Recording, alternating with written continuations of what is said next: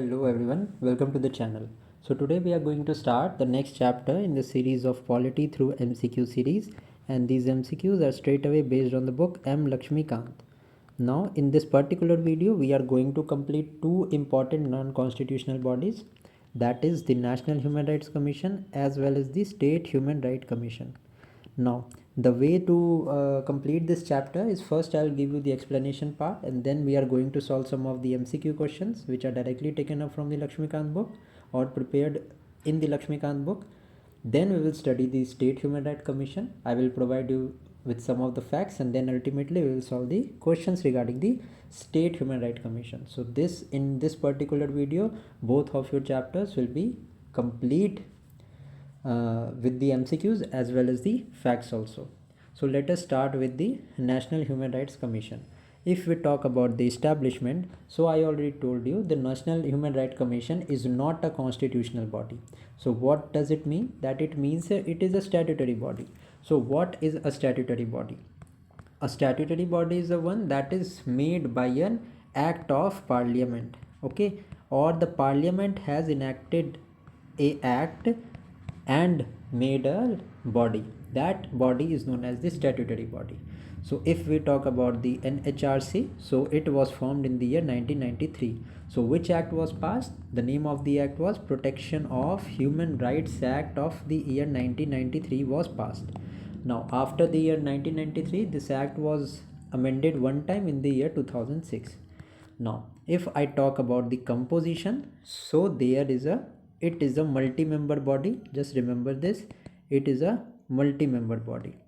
Now there is chairman plus 2 members, and then there are ex officio members.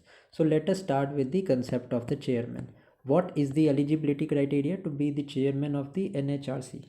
Okay, now the chairman should be a retired Chief Justice of India, okay, and if I talk about the members, so the members should be retired or serving judges of the Supreme Court or a serving or retired Chief Justice of the High Court. So these are the criteria to be the member of the chairman as well as members. These are the basic criteria, okay. So it constitutes of chairman as well as 4 members. Now 2 members are going to be what I have taught you now, and rest 2 members should be a persons having special practical knowledge with respect to the human rights, okay. So these 2 members are going to have the special knowledge about the human rights. Now if I talk about the ex officio members, the total number of ex officio members are 4. So who are these ex officio members? The first one is the chairman of the National Commission for Minorities. Then the second member is the National Commission for Scheduled Caste, the chairman of the National Commission of Scheduled Caste. Then there is National Commission for Scheduled Tribe, and then there is National Commission for Women, okay. So these 4 are the ex officio members, okay. I hope the thing is clear now. Now if I talk about the appointment, the chairman as well as the members are appointed by the president. These are appointed by the president on the recommendation of a select committee. Select committee, that is a selection committee that is made to select the members of the NHRC, okay. Now this selection committee consists of 6 members, and these 6 members are the Prime Minister of India is the head of this committee. Now in the second position there is Speaker of Lok Sabha, then there is Deputy Chairman of Rajya Sabha, then there is the leader of opposition in both the houses of the parliament, that is the Lok Sabha as well as the Rajya Sabha, and then finally there is a central home minister. So let us see the 6-member committee that elects the members and the chairman, and then is appointed by the president. The committee is headed by the Prime Minister. The second member is the Speaker of the Lok Sabha. Then there is Deputy Chairman of Rajya Sabha. Then there is Leader of Opposition of Lok Sabha as well as Rajya Sabha. And then finally there is the Home Minister. Okay. Now If we talk about the appointment, I've already told you the chairman and the members are appointed by the president. Now these hold office for a term of 5 years or until they attain the age of 70 years, whichever is earlier. Okay. Now next is, now if the president appoints the chairman and the members, so the president has the responsibility to remove them. So what are the conditions under which the president can remove the chairman? So first point is when he is declared an insolvent, when he performs any of the functions or any of the employment outside of his office that is given to him. Then the third is when the person is of unfit body or unfit mind. Okay. Now these are some of the criteria under which the president can remove. Okay. Now the president can also remove the members and the chairman on the grounds of proved misbehavior or incapacity. Now if the president is to remove the chairman or the members of the NHRC on the grounds of misbehavior or incapacity, firstly he will have to refer the matter to the Supreme Court, and the Supreme Court, if the Supreme Court decide that after an inquiry that the charges that are held on the account of misbehavior and incapacity are true, then the president can also remove the chairman or the members on the grounds of misbehavior or incapacity. Now if I talk about the functions of the NHRC, so these are given the responsibility to inquire into any violation of the human rights. Okay. This organization can also take the suo motu cognizance. It means that anyone does not need to go and appeal or write an application for watching the human rights of the human rights of the citizens. Suo motu cognizance is by own the commission can take the responsibility and just inquire on the charges of the violation of the human rights. Okay. Next is to review all the matters regarding human rights, these are all the rules that are performed by it. Okay. Now if I talk about the headquarter of the NHRC, it is there at Delhi. Okay. And this has the power regarding civil court. All the powers of civil court are there with the National Human Rights Commission. Now if I talk about the role, so the commission performs an advisory or recommendation role. The recommendations that are made by the commission on the account of the human rights of the citizens, they are of advisory nature and it is not binding on the government. Okay. Now also the commission submits its annual report or the special report to the central government, which then lays that report into the parliament. Okay. Now let us start with the questions. This is all regarding the explanation part. This is all you need to know. Okay. Now the first is the National Human Rights Commission is a watchdog of human rights in the country. Obviously this is true. It is a watchguard, and it can also take suo motu cognizance of the any matters relating to the human rights in the country. So the first statement is absolutely true. Now the Human Rights Commission is an independent body. Yes, it is a statutory body which is passed by an act, that is Protection of Human Rights Act in the year 1993. So it is an independent body. Okay. And it submits annually or submits a special report to the central government. So it is also an independent body. You just need to know that although it is an independent body, it does not mean that the commission is a constitutional body. Okay. The National Human Rights Commission is not a constitutional body. So we have to take here the correct statement. So both one and second statement are correct. Now let us see. The chairman and the members of the National Human Rights Commission are appointed upon the recommendation of a committee. I just told you in the explanation part that the president appoints the chairman and the members on the basis of a select committee. Now this select committee consists of 6 members. That is the Prime Minister. Then there is leader of opposition of Lok Sabha, leader of opposition of Rajya Sabha, speaker of the Lok Sabha, deputy chairman of the Rajya Sabha, and the home minister. So 6-member committee. All the correct options given here are absolutely correct. That is why D is the correct answer to this question. Let's now move to the next question, that is question number 3. The ex officio members of the National Human Rights Commission are now. Who all are the ex officio members? So there are 4 ex officio members. I've already told you in the explanation part That is Chairman of the National Commission for Minorities, absolutely true. Chairman of the National Commission for Scheduled Caste, National Commission for Scheduled Tribe, and National Commission for Women. Now a question can be made regarding this particular topic in a way that which of the following are not the ex officio members of the Human Rights Commission. So वहाँ पे 4 options में इनमें से कोई 3 option mention होंगे, and then 1 options they will mention National Commission on Backward Classes. Okay, they'll try to confuse you. So just remember that the chairman of the National Commission of Backward Classes is not a member. Okay, so then you don't have to remember all these 4. I hope I have made things clear to you. Okay, so all of the given options here are correct. So 1 2 3 4, you just see it and just revise it. Okay, I've already taught you this in the explanation part, so C is the correct answer. Let's now move to the next question.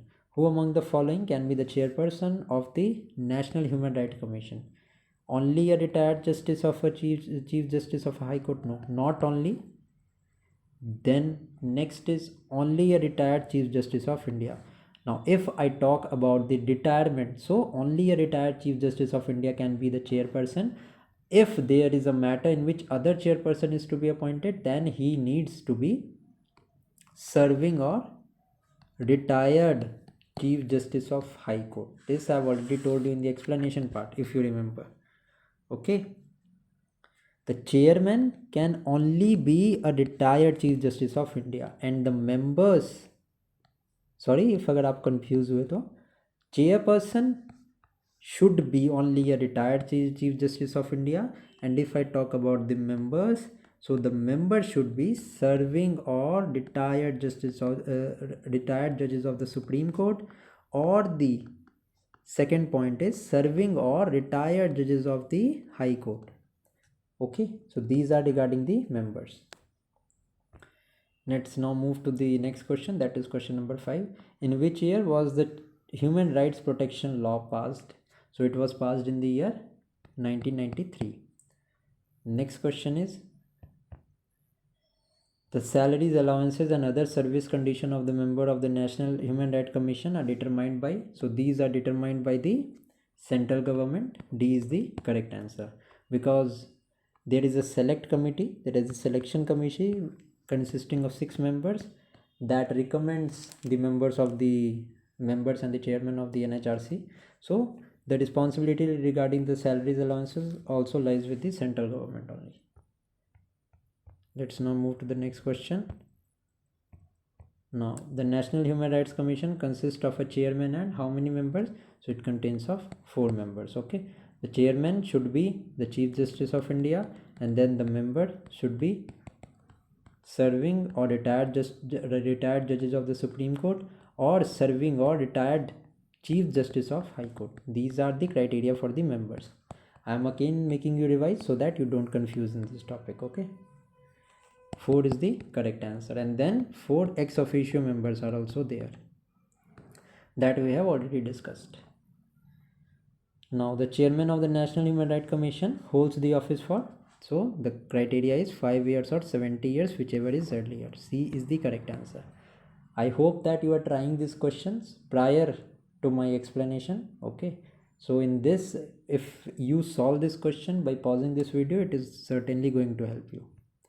Now, which of the following provided for the establishment of the National Human Rights Commission? So it was established by an act of parliament, when an act was enacted in the year 1993. Okay, the Protection of Human Rights Act. Okay, next is question number 10, that is the National Human Rights Commission is not a constitutional body. Yes. Why? Because it is a statutory body. Next point is, the National Human Rights Commission is a statutory body. Yes, both questions are related to each other. Because it is a statutory body, it is not a constitutional body. Okay, so both the statements given here are true. Okay, so 10 ka C is right. Now let's straight away move to the State Human Rights Commission.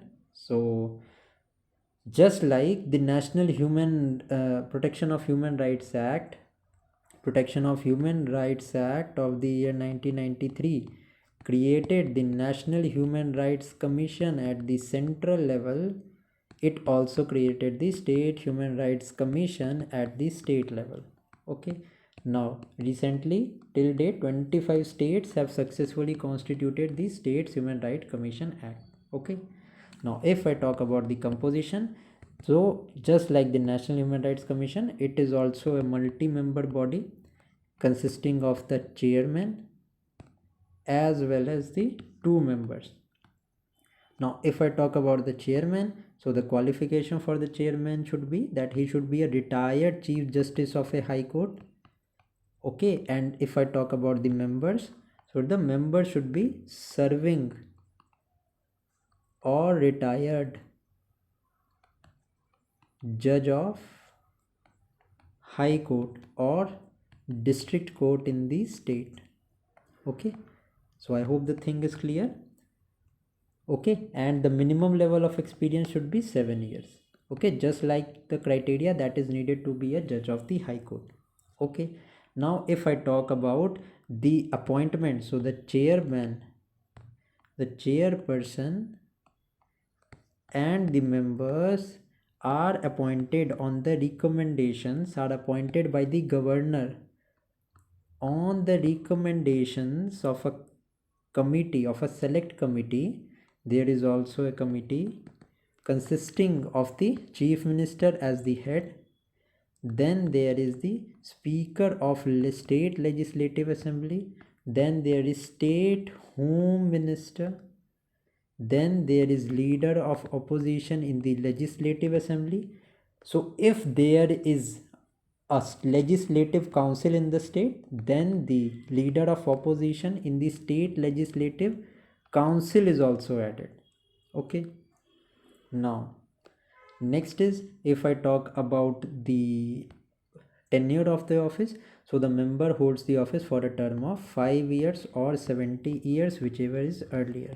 Okay, so now if I talk about the next point, that is the chairperson and the members of the State Human Rights Commission, although these are appointed by the governor, but these can be removed only by the president and not by the governor. This is an extra point that you need to know in this chapter, particular State Human Rights Commission, that the governor, although the governor appoints the chairperson and the members of the State Human Rights Commission, they are removed only by the president.